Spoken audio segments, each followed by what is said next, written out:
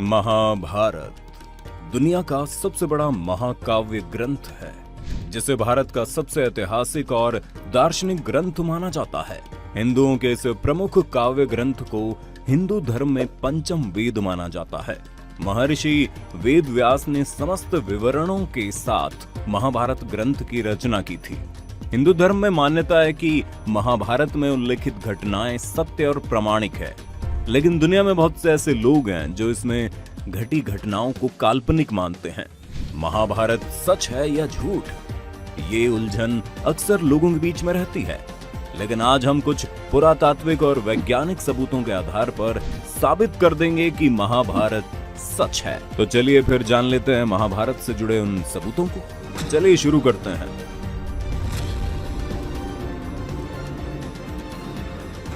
कुरुक्षेत्र की लाल मिट्टी।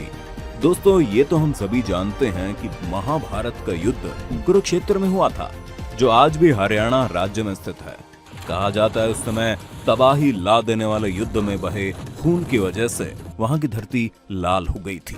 पुरातात्विक विशेषज्ञ ने भी माना है कि महाभारत की घटना सच में घटी थी, लेकिन उस जगह पर लोहे से बने तीरों और भालों को जमीन में गड़ा पाया गया है, जिनकी जांच पड़ताल करने पर उन्हें 2800 ईसा पूर्व का बताया गया है, जो कि लगभग महाभारत के समय काल के ही बने हुए हैं। अर्जुन का चक्रव्यूह। आपने महाभारत में अर्जुन के चक्रव्यूह के बारे में तो सुना होगा, लेकिन क्या आप जानते हैं इस चक्रव्यूह का एक जिंदा सबूत आज भी मौजूद है? जी हाँ, हिमाचल प्रदेश के हमीरपुर जिले के 16 सिंगी धार के नीचे बसा राजनौण गांव एक ऐतिहासिक स्थल के नाम से मशहूर है। यहाँ पर पांडव अज्ञातवास के दौरान रुके थे। इसी समय अर्जुन ने यहाँ पर चक्रव्यूह का ज्ञान प्राप्त करके उसे पत्थर पर उकेरा था, जो आज भी वहाँ मौजूद है। इस चक्रव्यूह को ध्यान से देखा जाए तो उसमें अंदर जाने का रास्ता तो साफ दिखाई देता है, लेकिन बाहर जाने का रास्ता पता नहीं चलता। इस जगह को पिपलू किले के नाम से जाना जाता है, जो आज भी मौजूद है। ब्रह्मास्त्र और आज के न्यूक्लियर वेपन। महाभारत में आपने ब्रह्मास्त्र के नाम के भयानक अस्त्र के बारे में सुना ही होगा। यह अस्त्र धर्म और सत्य को बनाए रखने के लिए ब्रह्मा द्वारा बनाया गया एक बहुत ही विनाशकारी परमाणु हथियार था, जिसे केवल दूसरा ब्रह्मास्त्र ही रोक सकता था। अश्वत्थामा अपना ब्रह्मास्त्र चला चुका था ऋषिवर, और उसे काटने के लिए अर्जुन अपना ब्रह्मास्त्र चलाने पर विवश था। जो इसे छोड़ता है वही इसको वापस लेने की क्षमता भी रखता है।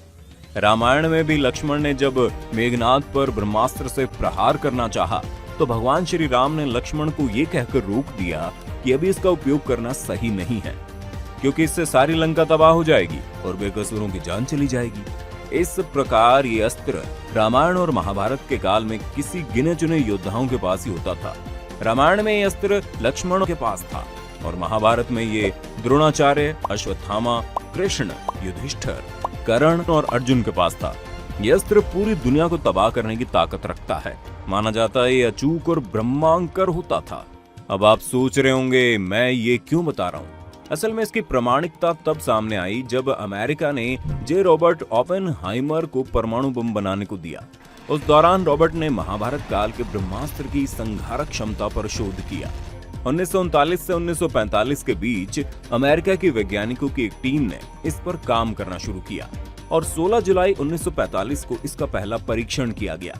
और धमाके का परिणाम कुछ वैसा ही था जैसा पौराणिक ग्रंथों में ब्रह्मास्त्र के बारे में बताया गया था।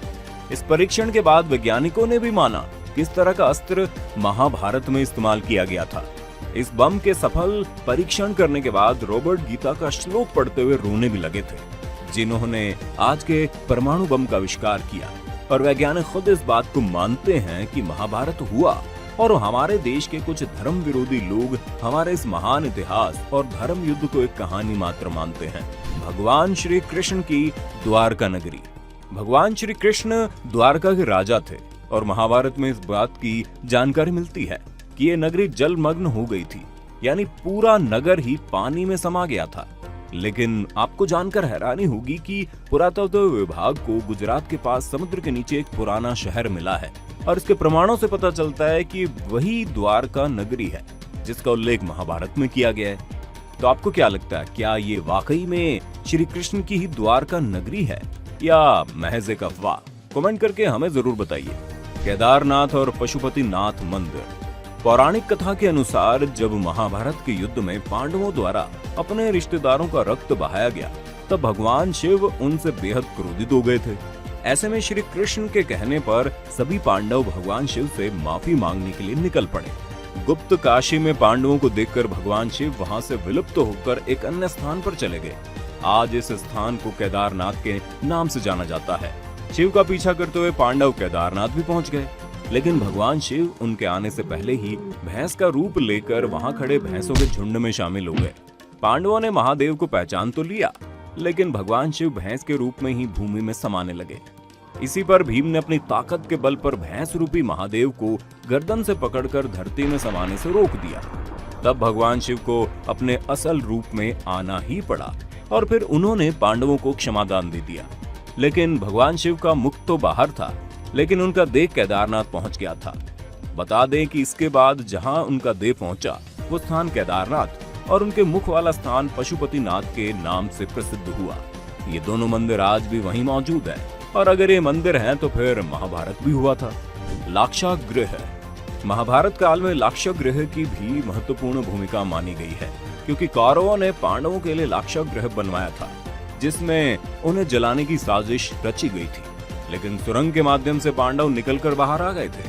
कहते हैं कि आज भी ये सुरंग उत्तर प्रदेश के बरनावा नामक स्थान पर मौजूद है। महारथी कर्ण का अंग राज्य। कुंती के सबसे बड़े बेटे दानवीर कर्ण अंग देश के राजा थे, जो उनको दुर्योधन द्वारा उपहार स्वरूप भेंट किया गया था। उस समय का अंग देश आज उत्तर प्रदेश के गोंडा जिले के नाम से जाना जाता है।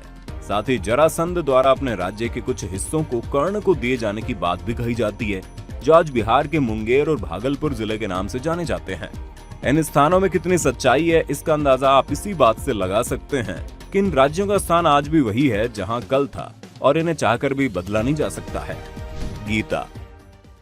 ना किसी के मरने का शोक करो, ना किसी के साथ नाता टूटने का दुख मानो।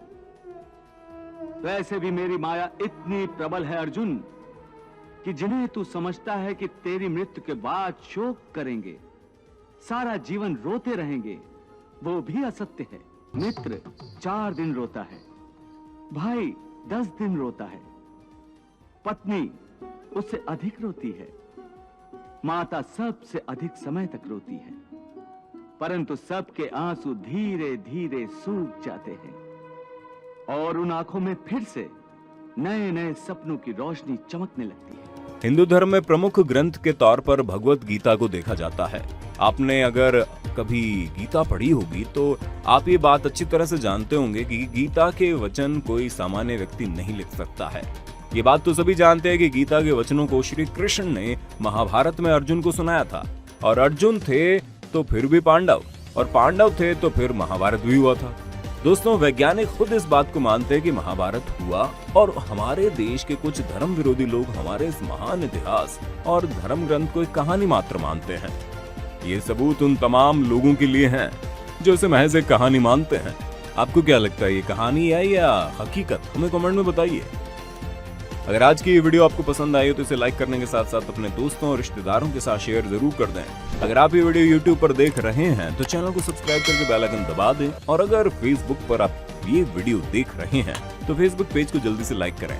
फिलहाल के लिए इतना ही। अभी के लिए हमें दीजिए इजाजत। आपसे मुलाकात होगी अगले वीडियो में। शुक्रिया।